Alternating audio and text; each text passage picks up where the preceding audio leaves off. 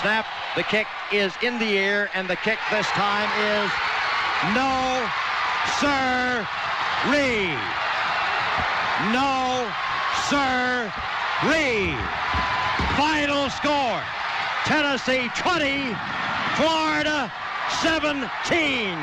Pandemonium reigns.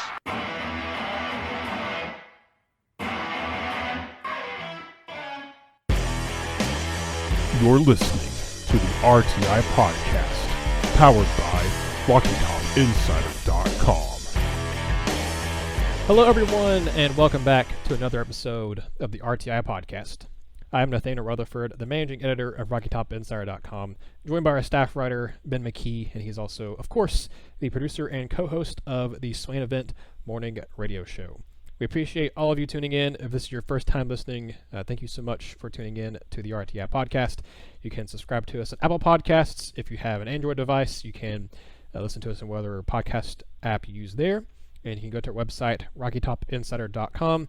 Click on the podcast tab on the top right corner there, and you can listen to the podcast straight from the webpage there. Download it from there, and there's also now a new way to listen to it, and that is on YouTube. We have a lot of you who listen to it on YouTube, and those numbers keep growing and growing every week. So that's a way for you to kind of interact and leave comments and stuff that you couldn't, do normally any other way listening. So we appreciate all of you who follow us on social media, who subscribe to us on YouTube, and who read stuff on our site, and who frequent our site. So thank you all so much. And Ben, let's get right into some basketball talk here right off the top. We won't spend a ton of time talking about basketball here, because I know most of you people listening are probably here for the football discussion. But Ben, it's almost basketball time in Tennessee. Thank God. You and I both are very big fans of basketball, especially college basketball and watching Tennessee basketball. But Tennessee, the men's side and women's side, both have gotten started with practices earlier this week. Lady Vols had their first practice today, as we're recording this on Thursday. The men's team held their first practice of the 2019 preseason. So you got a chance to go see, kind of the new look Vols and what they look like on the practice court for the first time, at least open to the media.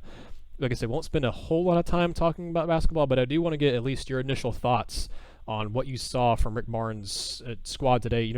We know kind of what we were expecting from Jordan Bowden, Lamonte Turner, but that's it.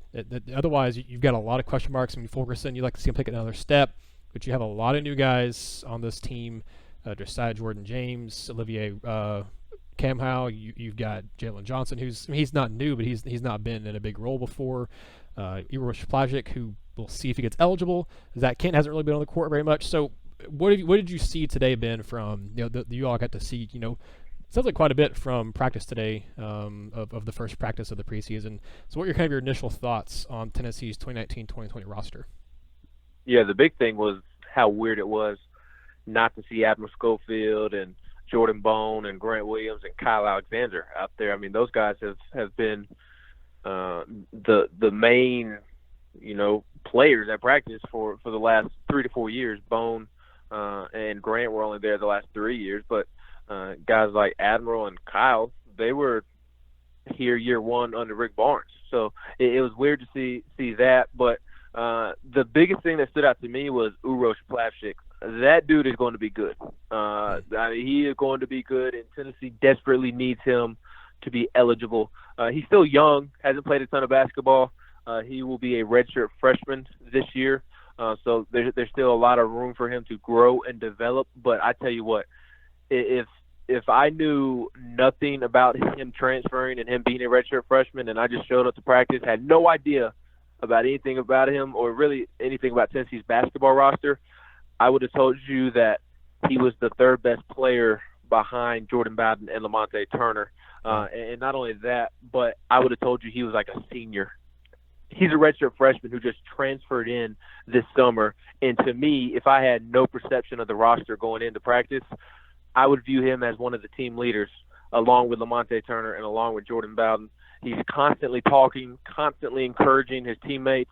Again, he's a veteran presence on the roster, and I'm just still kind of surprised by what I saw. It was truly kind of amazing because I just was not expecting it. And then from a basketball perspective, for a big man, he is so athletic, has a great feel for where he is on the floor, has great touch around the rim. He's a great passer. He's long and rangy.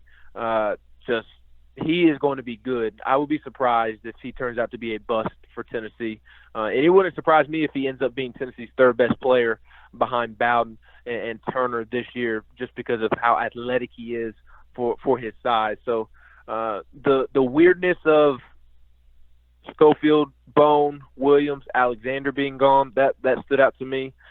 Uroš Plavšič and just how much he impressed me obviously stood out to me. And then some other things, I kind of gravitated towards watching the younger guys. And of the 4 younger guys, 3 of them are banged up at the moment, and 2 of them were not practicing. The 2 that were not practicing were Josiah Jordan-James. He is dealing with a hip injury. They're really just holding him out for precautionary reasons. He was working out on the side. He will be fine, but he is dealing with a hip injury, and that is why he was not practicing today. And then Devontae Gaines, the freshman that they call Ticket, which I think is an awesome nickname. He is from New York, so I think that's a really cool nickname. He had surgery on his left thumb to repair torn ligaments. So I don't know how long he'll be out, but he was dressed out at practice. He just had a big cast on his left hand, and obviously he was not going through shooting drills or really 5-on-5, but they were working on closing out, and he did participate in that. So in drills that he did not have to use his hand, obviously he was participating, but other than that, he kind of watched from the side. So those 2 were not practicing. And then Drew Pember was practicing, and Rick Barnes mentioned this during his media availability just before practice. He's been dealing with a foot injury. So he was practicing. I could tell the foot was bothering him. I believe he had surgery on it at the beginning of the summer. Do not quote me on that. I'm not 100% sure on that. But I knew that this is a foot injury that's been lingering really since before. I believe it was his junior year of high school.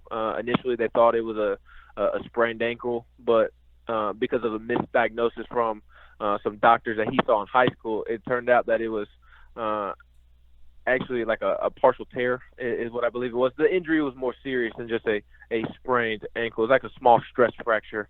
So he was out there practicing, but it was clear to me that was kind of bothering him. But then the other freshman, Olivier Robinson-Camwa, he looked really good too. He did not look like a freshman. Now, he didn't look as poised as a veteran like Plavšič did, but he looked like somebody who's been around the program for a while. And I think that's a testament to Tennessee's leadership with Lamonte and Bowden and Fulkerson, that they've been able to take some of these young guys and really bring them along further, faster than expected, to where on the first week of practice, it doesn't actually feel like the first week of practice. It feels like maybe they're towards the middle of the season. So they all looked comfortable. Yves Pons, he was, everywhere. He's just an athletic freak. He stood out.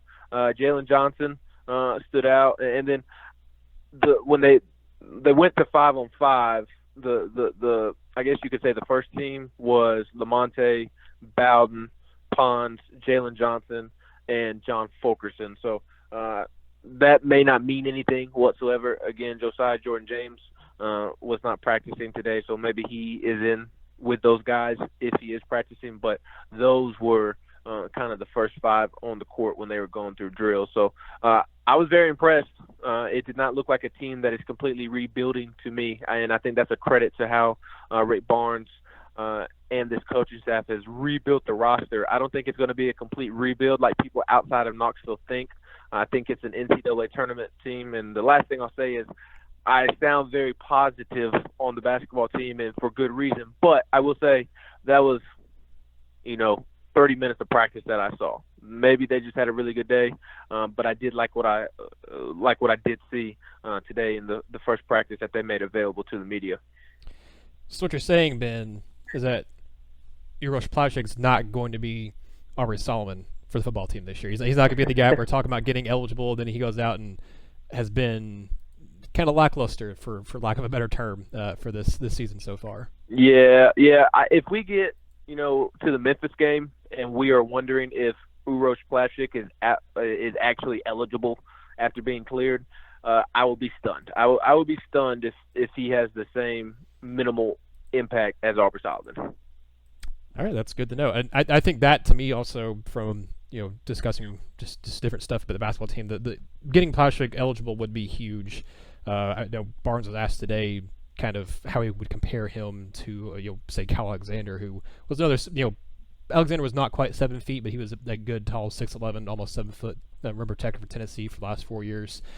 Barnes was asked about, how would he compare the two? And he's like, well, I don't think Urosh is quite to the rim protector that Alexander is, but I do agree with everything you said, Ben. From everything I saw him in practice and stuff, and everything I've ever heard about Pashik when I got to talk with people who covered him at Arizona State and covered him, and when I talked to his head coach from high school at Hamilton Heights, they raved about him being athletic, and that was back when he was still learning the game and transitioning into the American game. And I mean, he's had another year of experience in college to do that now, and if he gets eligible, I'm very excited to watch him. He's probably the player I'm most excited about besides ORN. I guess now he's dropped Robinson, so Olivier Camwell.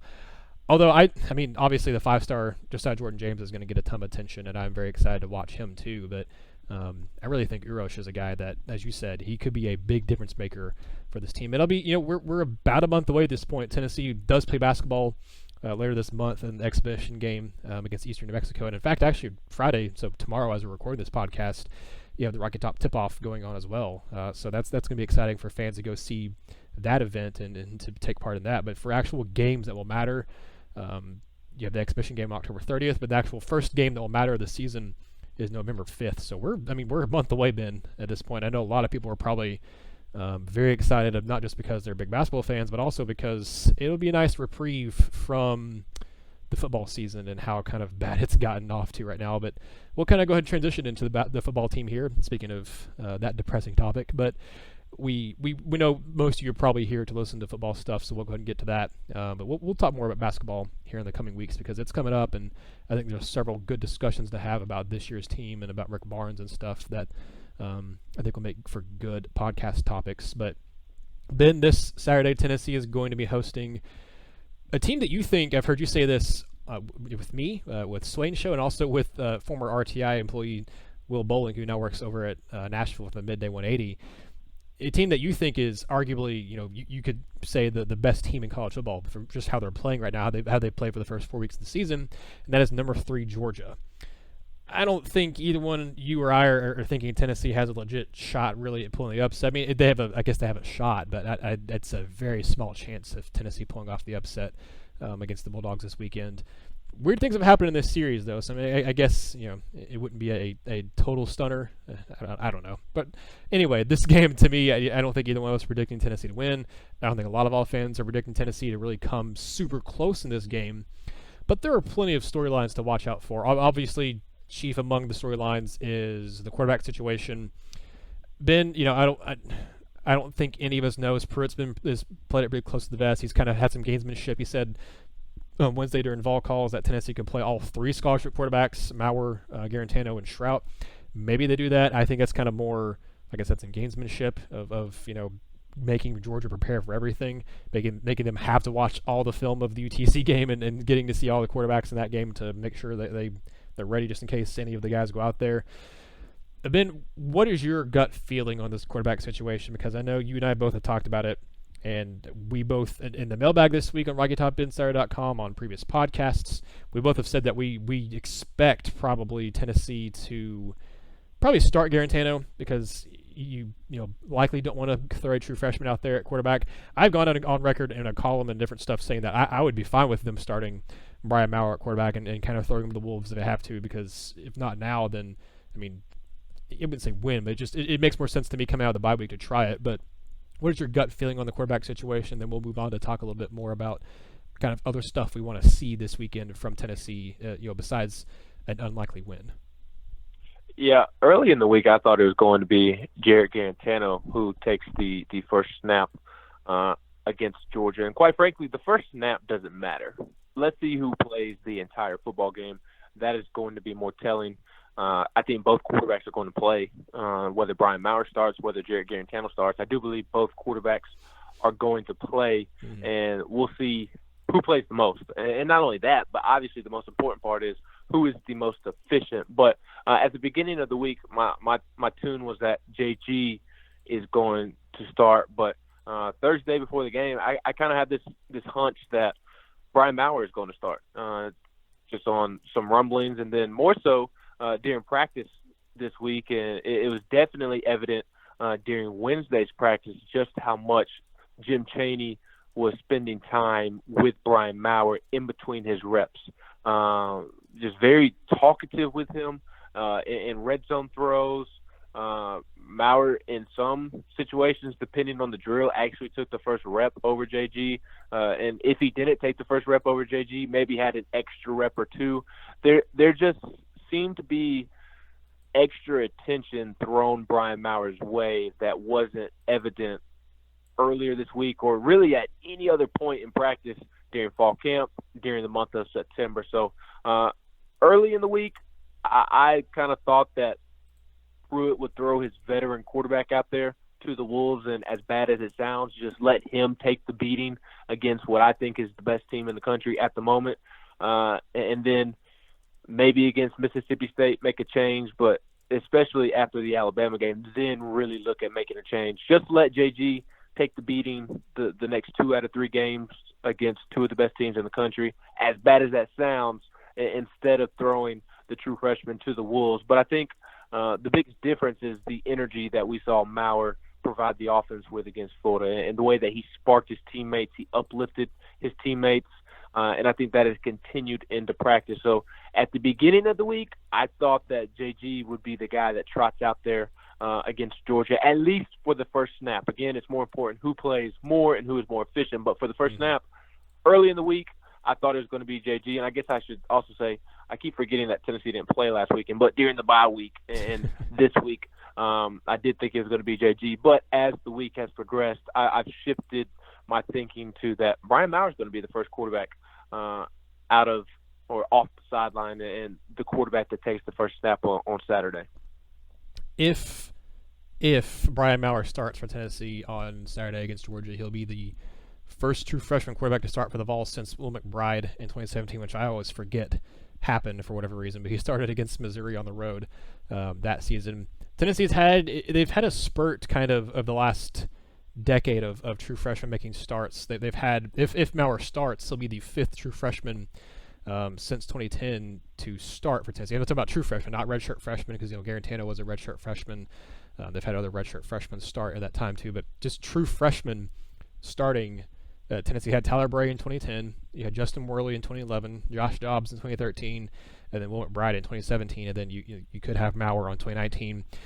Tennessee went a big stretch without having a true freshman start for a while. You had 6 years between Schaefer and Ainge starting in 2004, then Tyler Bray in 2010, and then you had 6 years again between Peyton Manning and Casey Clausen starting, Manning in 94, Clausen in 2000. Your first ever freshman quarterback starting for Tennessee was back in 1981.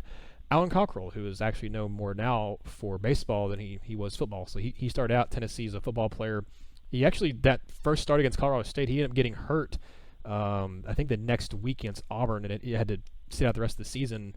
And then he came back and he played a few seasons at football, but he left Tennessee early to go play baseball. And he spent several years in the minor leagues in baseball, and then he went on to be a coach. And as you and I were talking about before we hit record here, Ben, he was actually the Yankees pitching coach not too long ago either. So, but that's a wholly different topic for another day. But if Tennessee does elect to go with Maurer, I'll be very interested to see what the play calling is like for him, because we saw, you looked at the film analysis against Florida, Ben, and the play calling wasn't drastically different, but it was different when he was in the game. They didn't run the ball a ton in that entire game for whatever reason, but they did have some read option stuff with Maurer because he's a lot more mobile than what Garantano is. He's the most mobile quarterback on the roster right now as far as scholarship guys go. Maurer is.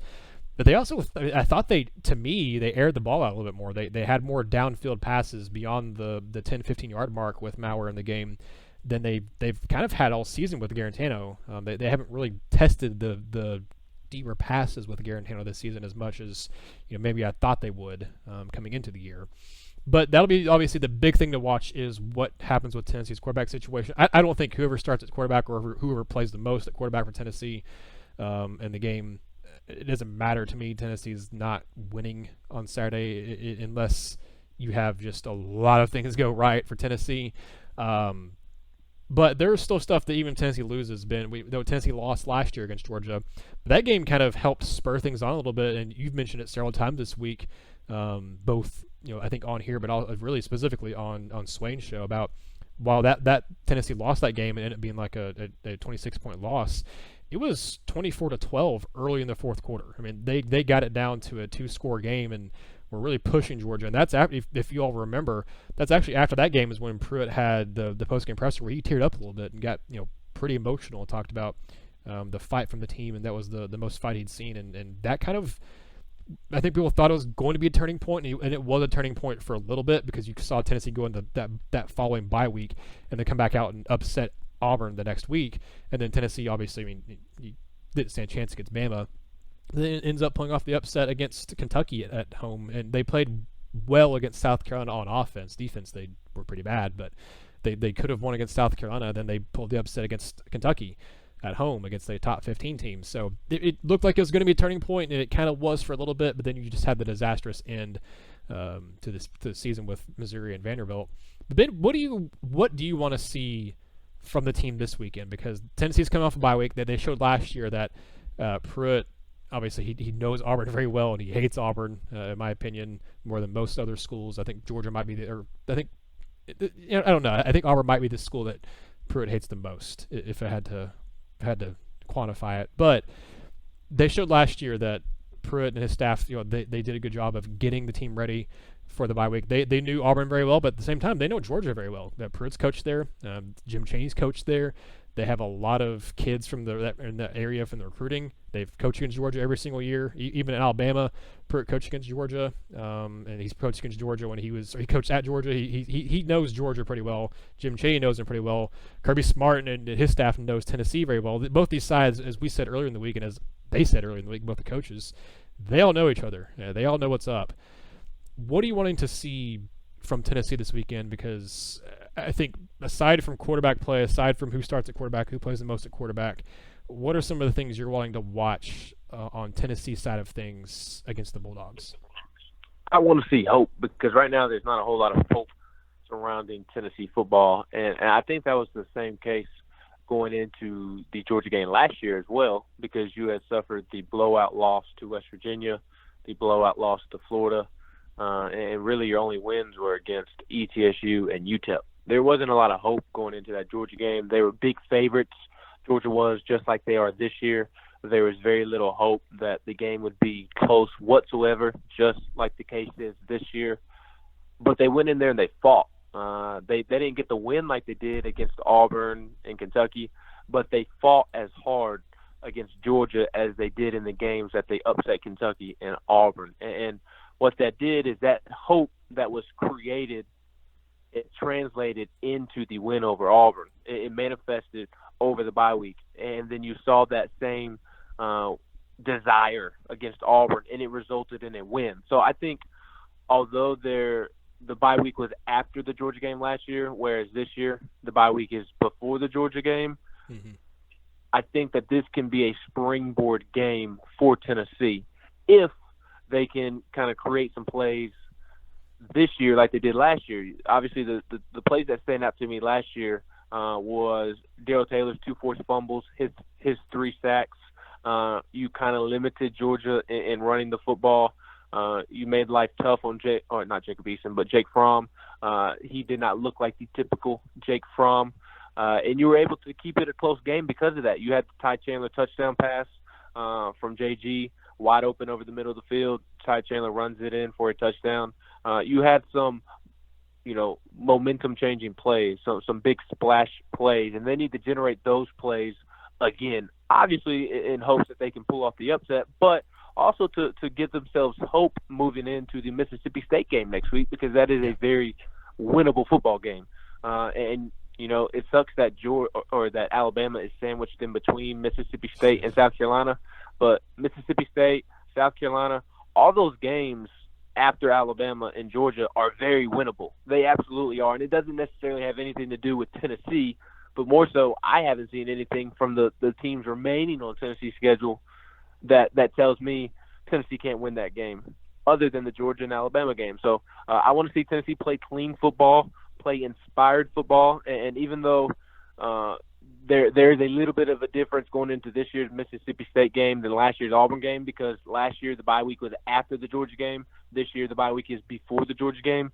I still think that this is a game that can springboard Tennessee to 4 or 5, maybe even 6 wins, because if Brian Maurer plays, if Jarrett Garantano plays, maybe one of those quarterbacks takes his game to the next level, uplifts the offense, energizes the entire team and the defense, and because of that, they can go out and pick up some wins down the stretch that we didn't see after they lost to Georgia State and after they started 1-3. So I want to see hope. That's what I want to see, because last year's Georgia game gave Tennessee hope going forward for the rest of the season. They need that same thing if they want to get to 4 or 5, maybe even 6 wins if a miracle happens. Yeah, I was actually asked earlier today on a radio interview by a guy, Justin Swallows, about the outcome of the season, kind of what fans could maybe expect realistically. And I told him, I was like, hey, 7-5 could happen. I'm not betting on that happening, but it could. But 6-6 is still, it's realistic to an extent. It's a possibility. It's just not very probable. But I'm with you. I mean, if you're going to do that, if you're gonna somehow have a unforeseen finish of the season and get to 6-6, heck, even 5-7 at this point would be, in my opinion, a very positive finish to the season for Tennessee, because that would mean you're losing 3 more games of the 8 you have left. That would be a big positive. Tennessee going to 5-3 to finish the year after, I guess you'd be 4-4. Excuse me, I did the math wrong there. But to go 4-4 after starting 1-3, especially when the bulkier games and the remaining 8 games of the schedule were a lot tougher than your first 4, that would be to me a massive success. Well, not success, but it'd be a massive, just kind of positive note and positive way to take away from the season. But if it's going to happen, I agree with you, but I think it's gonna have to start with this game coming off the bye week, and I know Georgia's coming off the bye week too, and that's what If it was just Tennessee coming off the bye week, I would maybe feel a little more positive about this game. I still wouldn't think Tennessee was going to upset the Bulldogs, but I would feel maybe a little better. But both teams coming off bye weeks for this one, both having extra time to prepare.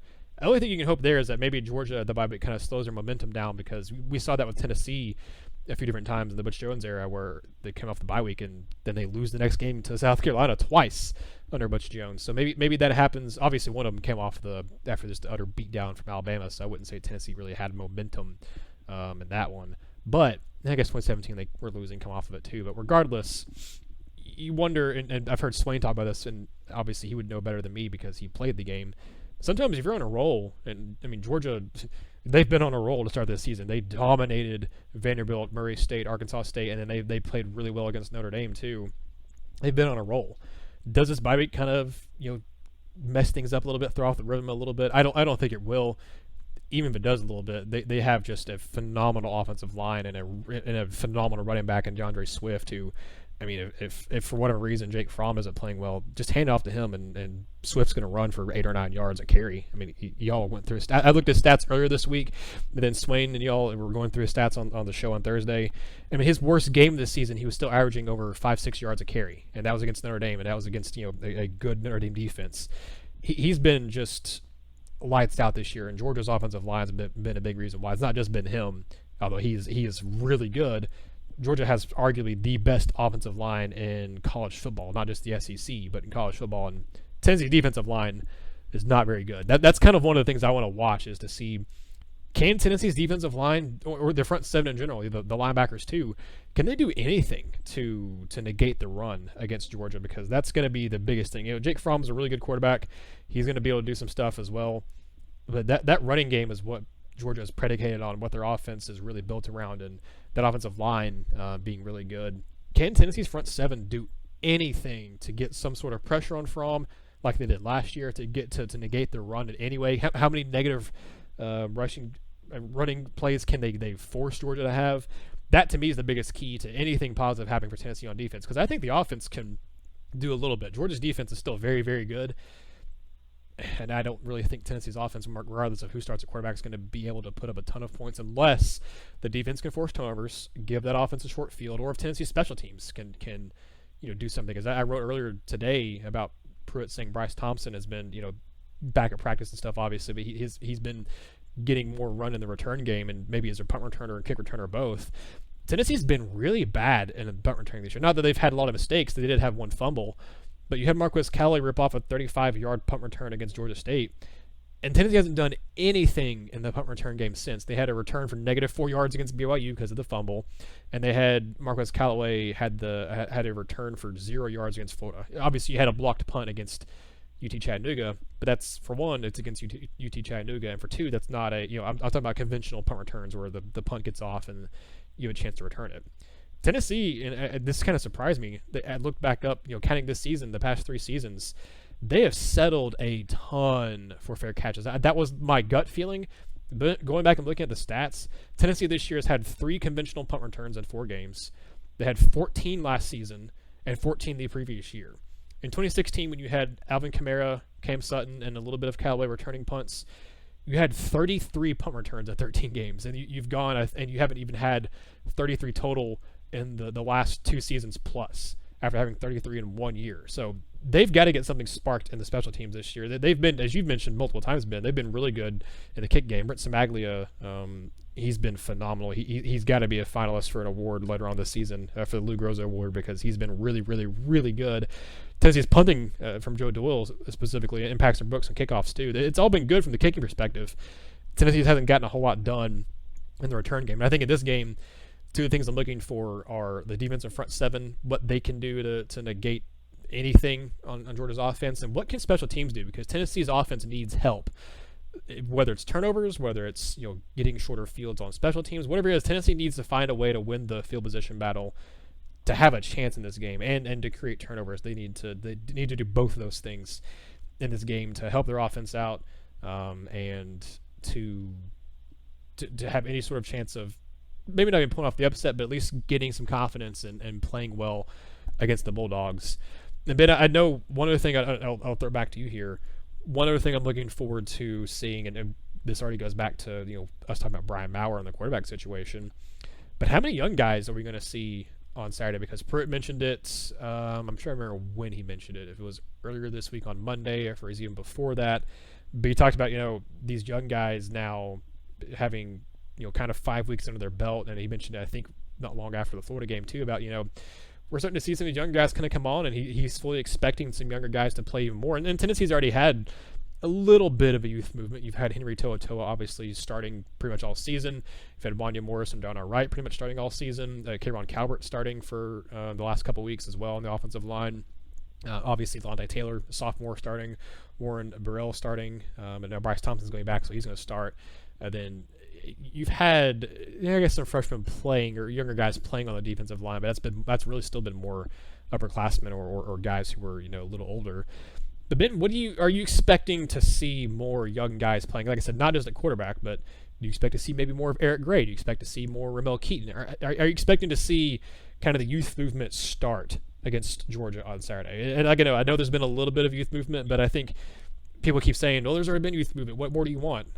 What more people are wanting is to see not just one freshman or 2 freshmen out there, but when one freshman comes off, another freshman or a sophomore going in rather than an upperclassman. So my question to you is, are you expecting just to see a lot more young guys playing, or do you think they'll wait to really start that movement until maybe the Mississippi State game? No, because I'm one of the people that say they've already started the youth movement. I'll ask you this. I mean, what other freshmen are there to play? And see, when I hear youth movement, sophomore is not necessarily a youth movement. You only play 4 years. 1 year's already down when you're a sophomore. By that point, you should be accustomed to college football. So when I hear youth movement, I'm thinking of an abundance of freshmen playing. And to me, what other freshmen are capable of playing right now? Elijah Simmons isn't ready to play. No, he's not. Eric Gray is receiving. Eric Gray's in the rotation. The only reason Eric Gray will not play this weekend against Georgia is because he fumbled against Florida, and the coaching staff doesn't trust him to hold on to the football right now. And, Ty Chandler and Tim Jordan aren't great running backs, but they're capable of getting the job done, and they may be a little more trustworthy right now just because of Gray's fumble against Florida, although Ty Chandler hasn't done a great job of handling the football either. But you're not going to take Ty Chandler out for a large portion of the game. What has Tim Jordan done to be taken off the field? I think Eric Gray's a better back than Tim Jordan, but again, I haven't seen Tim Jordan fumble this year, and I haven't seen him have a fumbling issue last year. So Eric Gray is going to control Eric Gray's playing time, but I think he's already firmly in the rotation. He's not going to be the feature back just because Tennessee has 3 capable backs. At receiver, Ramel Keaton's working with the 2 deep. Are we going to take Juwan Jennings off the field for him, or Marquez Callaway off the field for him, or Josh Palmer off the field for him? He's playing over Tyler Bird. He's playing as much as Brandon Johnson. I don't know what else people want to see from Ramel Keaton. Along the offensive line, all of the freshmen that are ready to play, Wanye Morris and Darnell Wright, they are in the starting lineup. Kristaps Porogane isn't ready to play yet. He's been battling injury, and he's on the second team right now, second team right guard. And then Jackson Lampley, he's a project at the moment. It's going to be a while before Jackson Lampley sees the field. So at offensive line, what other freshmen need to play more? At tight end, I guess you could make the case that, Sean Brown and Jackson Lowe play, but are we taking Dominic Wood-Anderson and Austin Pope off the field for them? I know a lot of people are kind of out on Austin Pope, but, he has progressed since this coaching staff has arrived last season, and he's a better football player right now than the 2 freshman tight ends, and we dang sure ain't going to take Dominic Wood-Anderson off the field. DWA has NFL potential. So right there on the offensive side of the ball, outside of Brian Maurer and maybe JT Shrout, what other freshmen need to play more? And even with the sophomores, really the only one that I can think of that maybe deserves more playing time. Honestly, I don't think there's a sophomore on Tennessee's offense that deserves more playing time, because I was going to say Cedric Tillman, but again, like Ramel Keaton, are we taking Jennings, Callaway, or Palmer off the field for him? No.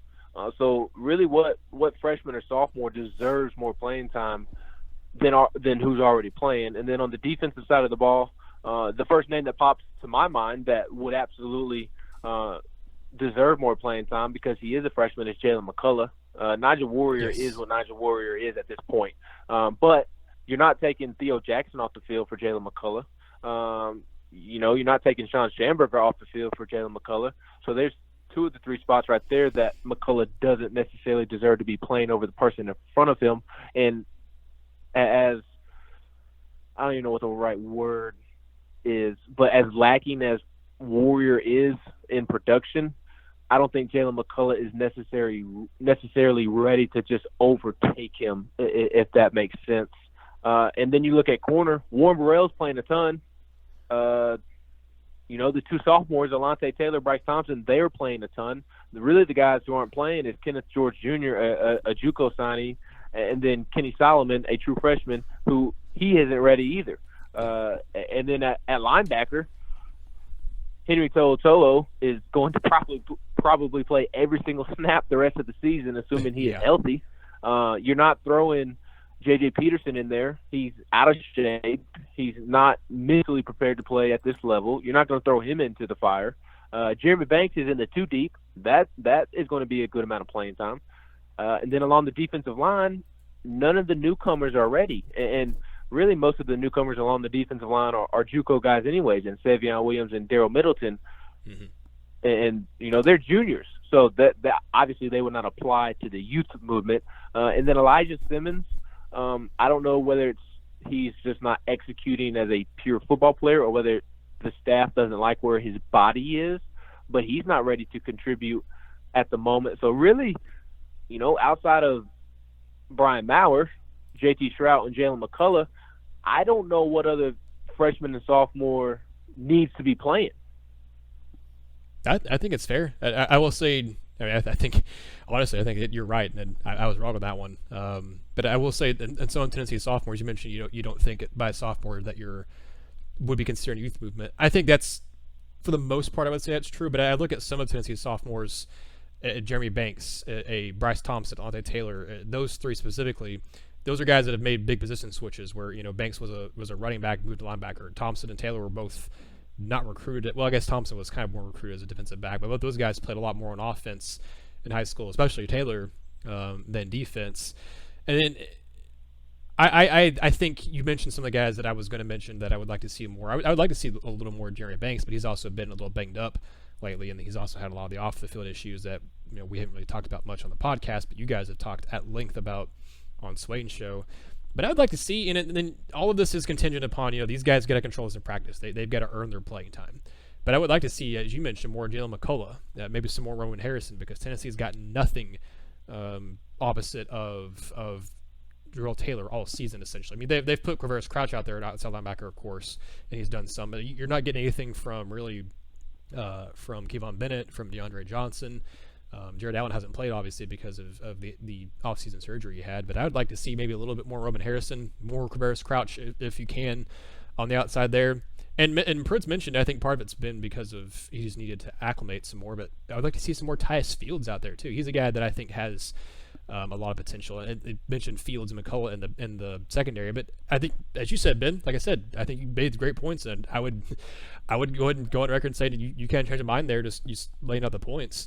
I mean, who are you going to play? Who are you going to bench with some of these guys? Because I personally still think that I would maybe bench Najee Warrior more than he has been. I think you still start him, and he still plays a significant amount, but he's just, no one would say he's been great this year. He had that pick against, UTC that he almost returned for a touchdown, but that was against UTC. He's been not great against the Power 5 competition, or against the FBS competition Tennessee's played this year. But I think you made a good point. Tennessee has played a lot of young guys, and maybe I was just wrong and for assuming about some of these other guys and the sophomore, redshirt freshmen and freshmen.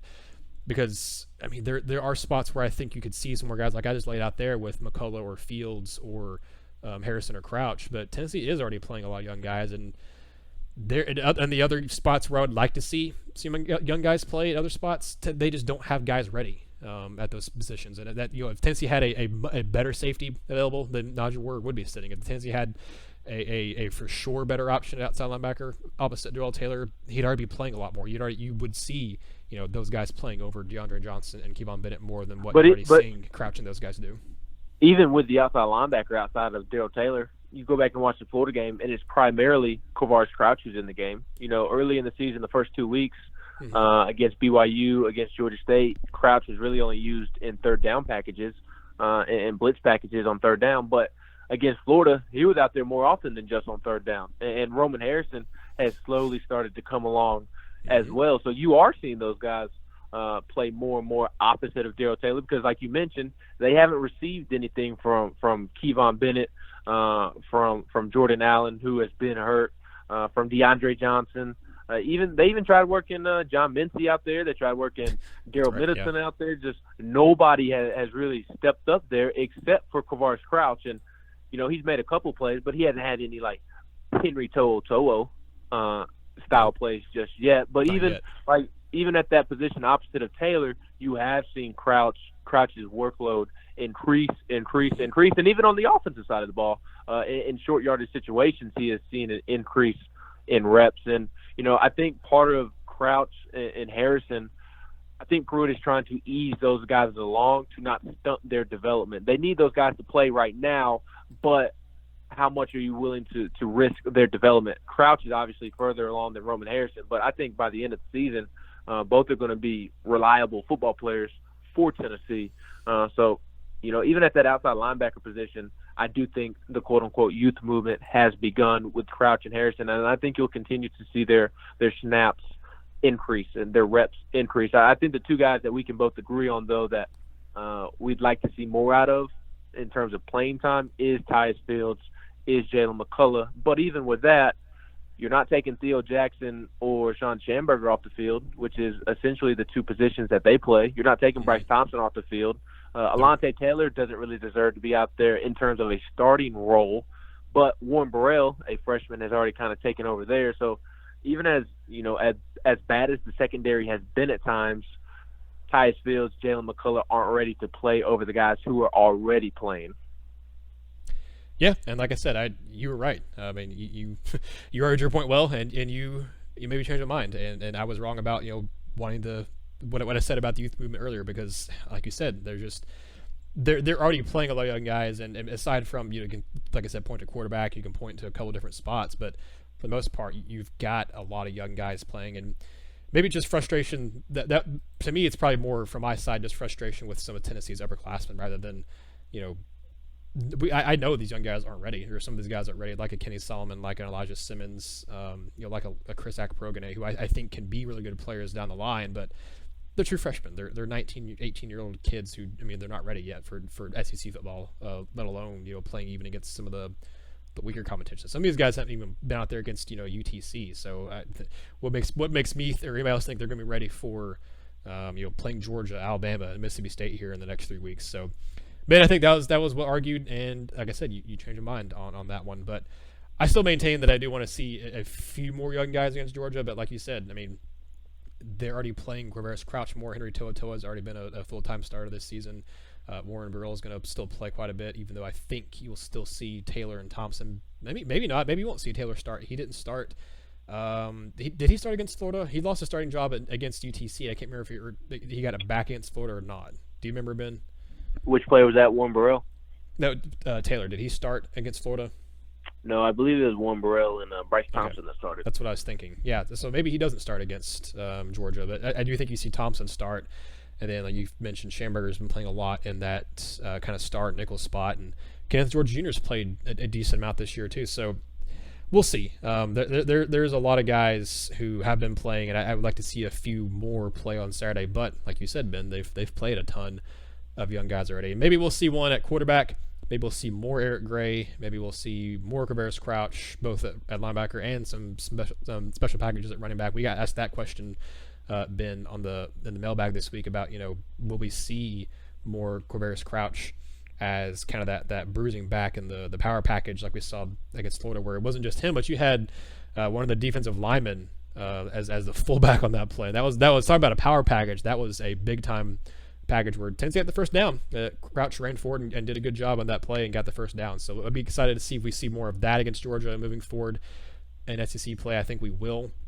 But I think that'll be a good place to wrap up the podcast here. If you want to have any questions about the basketball team, about anything else for the game this upcoming weekend, let us know. We're at Rocky Top Insider on Twitter. I'm at Mr._Rutherford on Twitter. And then Ben is also at Ben McKee14 at Twitter. So you can have any questions, anything else any comments you want to make about the podcast, let us know. You can also leave comments on YouTube as well. But until next time, this has been another episode of the RTI Podcast.